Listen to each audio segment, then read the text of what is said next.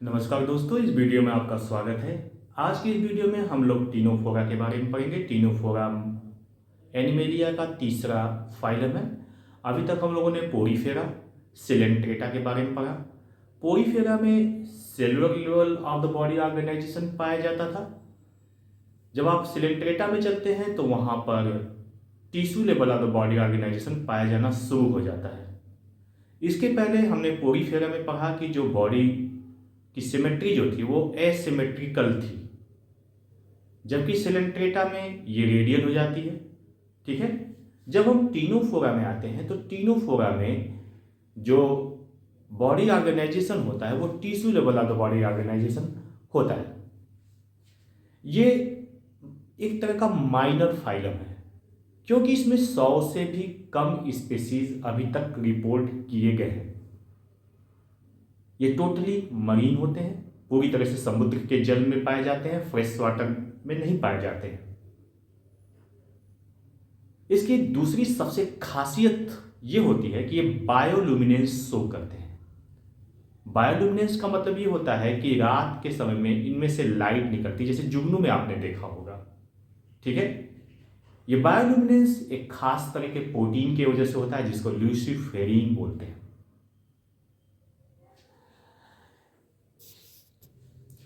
ये कार्निवोरस होते हैं, मतलब मांसाहारी होते हैं। ये समुद्र में पाए जाने वाले मोलस्कन्स और क्रस्टेशियंस के अंडे को खाते हैं। ठीक है। इनका बॉडी जो होता है वो अनसेगमेंटेड होता है। टीनोफोरा सिलेंट्रेटा की तरह पॉलीमॉर्फिज्म को शो नहीं करते हैं। पॉलीमॉर्फिज्म का मतलब होता है कई तरह के बॉडी ऑर्गेनाइजेशन का पाया जाना। ठीक है। जैसे सिलेंट्रेटा में आपने पढ़ा था कि वहाँ पर जो सिलेंट्रेट्स होते थे उसमें मेडुसिफॉर्म भी पाया जाता था, पॉलीफॉर्म भी पाया जाता था। ठीक है। लेकिन यहाँ पर इस तरह का सिस्टम, इस तरह की पॉलीमॉर्फिज्म नहीं पाया जाता है। ठीक है। पोरीफेरा में आपने पढ़ा था कि वहाँ पर कैनाल सिस्टम पाया जाता था, यानी जो पानी होता था वो एक छेद से अंदर घुसता था और एक छेद से बाहर निकल जाता था, यानी डबल ओपनिंग पाई जाती थी। जो एक छेद जिससे पानी अंदर घुसता था उसको आस्टिया कहते थे, और जिससे पानी बाहर निकलता था उसको आस्कुलम कहते थे। लेकिन टीनोफोरा और सिलेंट्रेटा में सिर्फ एक ओपनिंग पाया जाता है। ठीक है। जिस तरह से सिलेंट्रेटा में सिंगल ओपनिंग पाई जाती है, इसी तरह से टीनोफोरा में भी सिंगल ओपनिंग पाई जाती है। इस तरह के बॉडी सिस्टम को ब्लाइंड सेक बॉडी सिस्टम कहते हैं, या ब्लाइंड सेक बॉडी ऑर्गन्स कहते हैं। ठीक है। यानी सिंगल ओपनिंग, इसमें एनस नहीं पाता, सिर्फ एक ही ओपनिंग जो होती है वो माउथ का भी काम करती है और एनस का भी काम करती है। ठीक है। इसमें बॉडी कैविटी एब्सेंट होता है, यानी सीलोम नहीं पाया जाता है। यानी टीनोफोरा भी बाकी पहले की तरह जो आपके पोरीफेरा थे और सिलेंट्रेट थे उनके तरह एसिलोमेट होता है। यानी अभी तक हमने जो तीनों फाइलम पढ़े हैं, जो तीसरा दोनों फाइलम पढ़े, मतलब पोरीफेरा पढ़ा हमने और उसके बाद सिलेंट्रेटा पढ़ा, अब इसके बाद टीनोफोरा पढ़ रहे हैं। इन तीनों में सीलोम नहीं पाया जाता है, यानी एसिलोमेट होते हैं। ठीक है। अब इसके बाद आ जाइए इसके जर्म लेयर पे, ये भी डिप्लोब्लास्टिक होता है। पहले दोनों फाइलम की तरह ये भी डिप्लोब्लास्टिक होता है, यानी इसमें एक्टोडर्म और एंडोडर्म पाया जाता है। बीच में एक स्पेस पाया जाता है दोनों के बीच में, जिसको मीजोग्लिया कहते हैं। ठीक है। जिसमें लिक्विड लसलसा पदार्थ भरा होता है और उसमें एक खास तरह की अमीबॉइड सेल्स भी पाई जाती है। ठीक है। यानी कि एक्टोडर्म और एंडोडर्म के बीच में मीजोग्लिया होता है, जिसमें अमीबॉइड सेल्स पाई जाती है। ठीक है। ये बड़ा कलरफुल, ट्रांसपेरेंट, एक सुंदर जीव होता है, एकदम ब्यूटीफुल एनिमल्स होता है, काफ़ी सुंदर लगता है समुद्र में। इस पे जब रात के समय तो ये बायोल्यूमिनेंस शो करता है, लेकिन दिन के समय में भी जब सन की लाइट इससे टकराती है तो इंद्रधनुषी, मतलब रेनबो लाइक रिफ्लेक्शन होता है। ठीक है।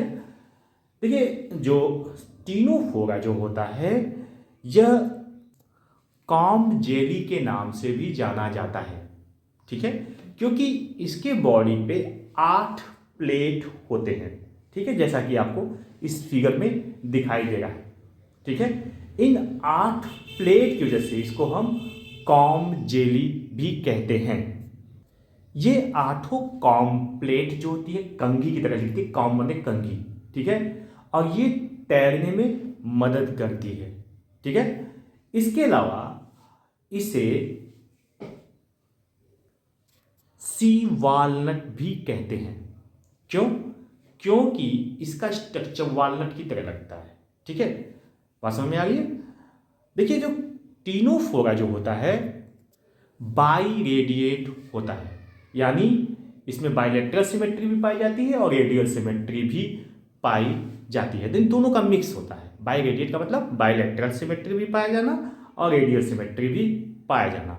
बाई रेडियल का मतलब समझते हैं ना, जब बॉडी को 20 से काटा जाए एक एक्सिस से तो वो 2 बराबर भागों में बच जाए, ठीक है। जबकि रेडियल में क्या होता है कि 20 से किसी भी एक्सिस से काटा जाए, ठीक है, तो वो बराबर भागों में बंट जाता है। जैसे फ्लावर जो होता है उसको 20 से काटे, चाहे ऐसे काटे चाहे ऐसे, अब गोला मान लीजिए, अगर कोई सर्किल है उसको चाहे ऐसे काटिए चाहे ऐसे काटिए, बीचों बीच लेके काटना है रेडियस से, ठीक है, तो वो दो बराबर भागों में बन जाता है। लेकिन अगर आप अपने आप को देख लीजिए, आप मुझे देख लीजिए, तो हम बाई रेडियल सिमेट्री को शो करते हैं। अगर यहाँ से काटेंगे तभी मेरा बॉडी 2 भागों में डिवाइड करेगा, ठीक है, इस तरह से 2 भागों में डिवाइड करेगा, तो ये बाई रेडियल सिमेट्री हो गई, ठीक है।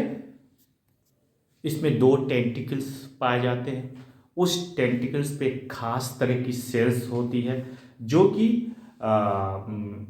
शिकार को पकड़ने में मदद करती है, शिकार को मारने में मदद करती है, ठीक है। इसके अलावा जो टीनोफोरा होते हैं इसमें भी डाइजेशन इंट्रासेलुलर और एक्स्ट्रासेलुलर दोनों होता है।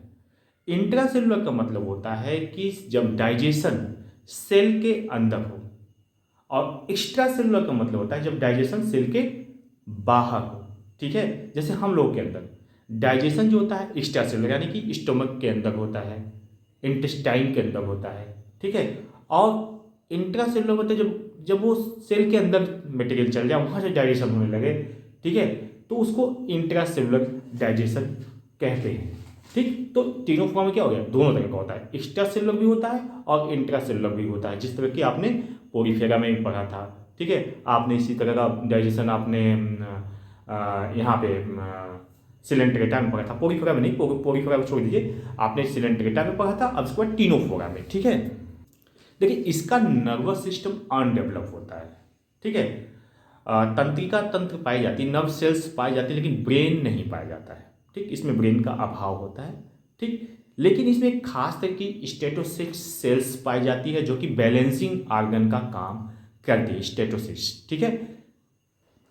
इसमें जो रिप्रोडक्शन होता है ये सेक्सुअल टाइप का होता है, ये हर्माफ्रोडाइट एनिमल्स होते हैं, यानी कि male and female sex organ same body पर होता है, ठीक है, इसलिए इसको हर्माफ्रोडाइट कहते हैं। इसमें जो डेवलपमेंट होता है वो इनडायरेक्ट होता है। इनडायरेक्ट डेवलपमेंट का मतलब इसमें लार्वा पाए जाते हैं, ठीक है। तो लार्वा तो आपने इसमें भी पढ़ा था, सिलेंट्रेटा में भी पाए जाते थे लार्वा, अब इसमें भी लार्वा पाया जाता है। यानी जब डेवलपमेंट इनडायरेक्ट होता है तो उसको हम ये मान सकते हैं कि उसमें लार्वा पाया जाता है, ठीक है।